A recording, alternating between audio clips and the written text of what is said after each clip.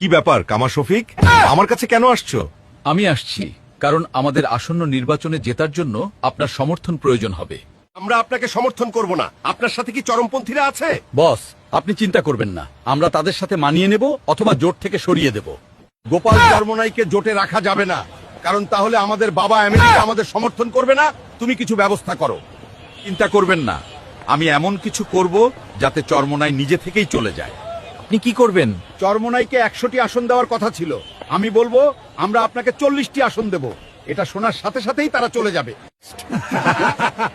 পীর সাহেব হুজুর, আমার দেশ পত্রিকায় খবর বের হচ্ছে যে আপনাদের 1% ভোটও নেই, তাই আমরা আপনাদের 40টি আসন দেব। ভাই, এটা আমাদের প্রতি অন্যায়, কিন্তু তা সত্ত্বেও ইসলাম ও দেশের স্বার্থে আমরা এটা মেনে নিয়েছি। বস, চরমনাই তো এই শর্তেও রাজি হয়ে গেছে, এখন আমরা কি করব? যেহেতু তারা ইসলামকে এত ভালোবাসে, আমরা আজই ঘোষণা করব আমরা ক্ষমতায় এলে শরিয়া আইন কার্যকর করব না, দেখি তারা কি করতে পারে। আমরা ইসলামের স্বার্থে জামায়াতের সাথে জোট গঠন করেছিলাম, এখন তারা সরাসরি বলেছে যে তারা যদি ক্ষমতায় আসে তাহলে তারা শরিয়া আইন বাস্তবায়ন করবে না।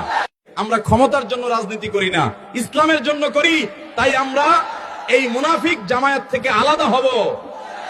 হ্যাঁ, এই কারণেই চরমোনাই আলাদা হয়ে গেছে। ভিডিওটি ভালো লাগলে লাইক, কমেন্ট এবং শেয়ার করতে পারেন। সবাই ভালো থাকবেন।